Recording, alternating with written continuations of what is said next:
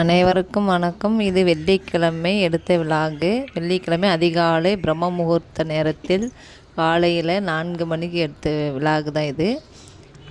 காலையில் எழுந்திரிச்சு துளசி மடத்தையெல்லாம் சுத்தம் பண்ணிவிட்டு, துளசி மடத்தாண்ட ஒரு சின்னதாக ஒரு மாக்கோலம் போட்டுட்டு, துளசிக்கு நம்ம ஒரு மாலை கட்டி வச்சுருந்தோம், சாமந்தி மாலை.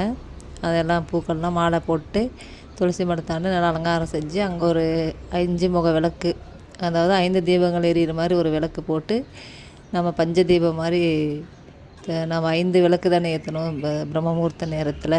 அதுக்கு பதிலாக ஒரே விளக்கில் 5 திரிகள் போட்டு நம்ம ஒரு தீபம் ஏற்றி, இந்த மாதிரி துளசி மடத்தான தான் பிரம்ம முகூர்த்த பூஜை செய்வேன். அந்த மாதிரி செஞ்சு முடிச்சுட்டு, அப்புறம் நம்ம துளசிக்கு என்னென்ன நம்ம வைக்கணுமோ அத்தனையெல்லாம் வச்சு, ஒரு கண்ணாடி பவுலில் ஒரு எலுமிச்சம்பழத்தை போட்டு நம்ம வைக்கும்போது, வீட்டுக்கு வரக்கூடியவர்கள் அதை பார்க்கும்போது அதோட நம்மளோட நெகட்டிவ் தாட்ஸ் எல்லாம் போய் நமக்கு பாசிட்டிவ் எனர்ஜியாக கிடைக்கும். அதனால் நம்ம கண்ணாடி பவுலில் எப்பயும் நம்ம வீட்டு வாசல் முன்னாடி நம்ம ஒரு லெமன் போட்டு அதுக்கு முன்னாடி வச்சிடணும்.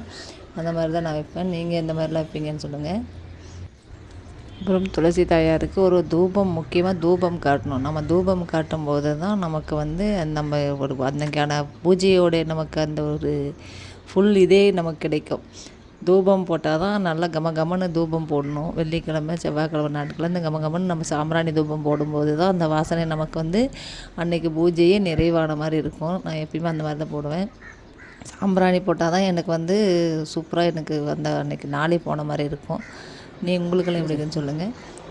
நல்லா துளசி மடை தண்ணியெல்லாம் அதுக்கு பூஜையை முடிக்கிறதுக்குள்ளாரே மணி 5 ஆயிடுச்சு.